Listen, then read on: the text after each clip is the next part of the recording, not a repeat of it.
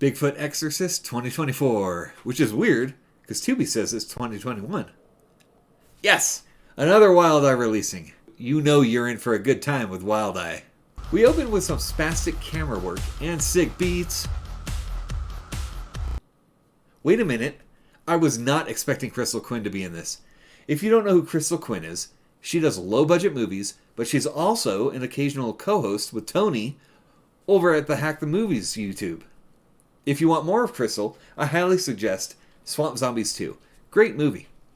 Quick side note, the credits say it was written and directed by Donald Farmer, but this movie was also co-written and co-directed by Newt Wallen. He started out as Tony's co-host on Hack the Movies and then left to pursue writing and directing. He also has a YouTube channel called Schlockanaw Films. That's a great name, Schlockanaw. So Crystal is running through the forest. They want us to focus on something. But what? Watch out, Crystal! It's a big rubber hand! Looks like we're getting another throwback credit sequence. I'm always appreciative of that. Did that just say Jessa Flux? Okay, I bet we're getting buoys in this one. Personally, I would consider Jessa Flux a modern-day scream queen in the B-movie genre. Let me know if you agree. I'm curious on what people would think on that. Did I just see someone named Casper Melted Hair? Yep, that's her name. Ever seen Hooker with a Hacksaw? Directed by the guy who co-directed this movie, Donald Farmer. Well, she stars, co-wrote, and co-directed Hooker with a Hacksaw. I saw it when it came out, but I'll have to check it out again. Ooh, it has Linnea Quigley? Why am I not watching that movie instead? We get two vaping guys who are following a jogger. Hey, sugar tits, we thought we'd keep you company. I knew it. Never trust vaping people. So we think the vapors are going to roll up and creep on her, right? Wrong.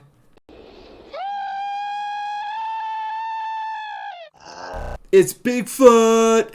The vapors roll up on her and find her body, but you can still see her breathing. It's amazing. You need to watch this movie, and I'm only 9 minutes in.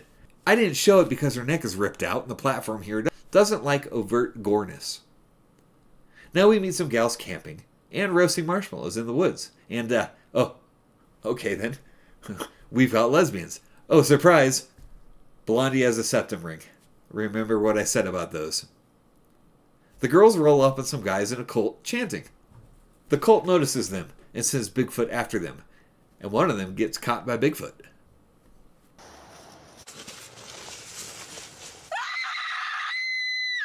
Okay, now we have nuns talking to a doctor who's blaming one of them about an exorcism. Fun fact, nuns can't perform exorcisms. It's Jessa Flux! I love Jessa Flux and everything I've seen her in. Let me see if I can convey the Valley Girl accent she does. When have you ever seen me drink? I drink wine.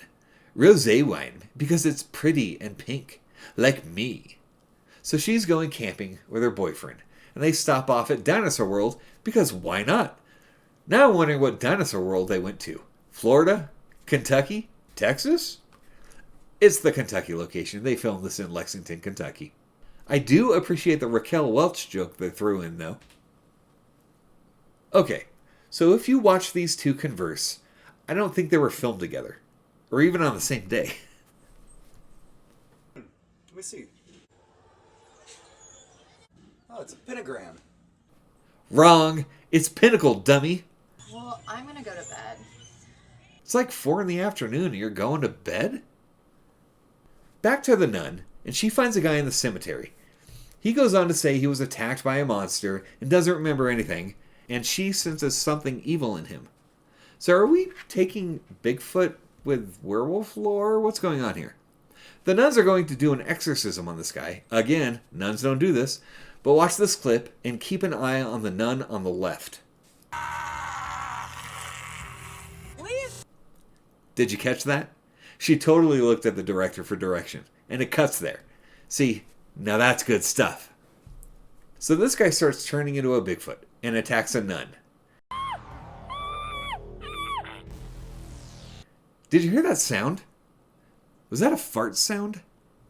This gal rolls up on the dude in the cabin and says, "Hey, can I use your shower?"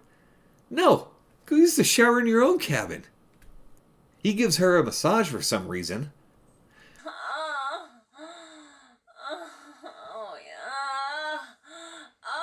The only reason I put that clip in was in case you were watching with speakers. Now your family has questions. Okay, keep her on the left side of the screen.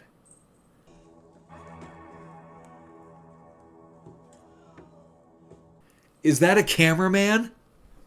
He goes Bigfoot hunting with a lesbian, but that makes sense. I often go Bigfoot hunting with my lesbian friends. They run into Bigfoot, and he takes down Bigfoot.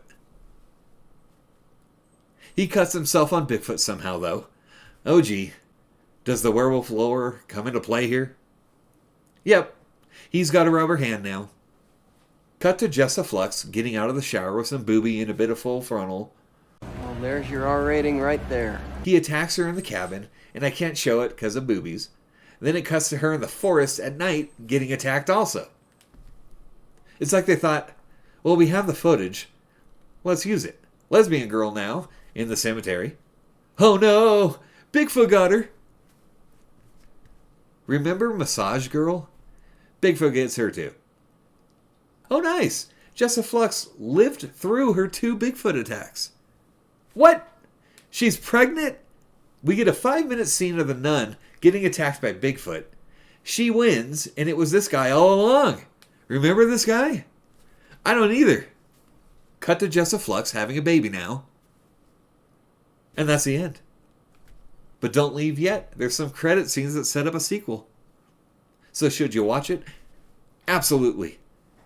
This is a true for lovers of low-budget movies. It's a throwback to 50s and 60s monster movies. It's obvious that Bigfoot is a big rubber suit, and it's great.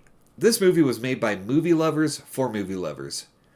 And you can see it in the way they filmed it. I say give it a watch. It comes in at 1 hour, 10 minutes. It's an easy watch. Hopefully you go over and support some low-budget filmmakers. Go give it a watch on Tubi. Like, subscribe, comment. And maybe next time, I'll catch you on Bad Movies Deep Dive with me, Dave.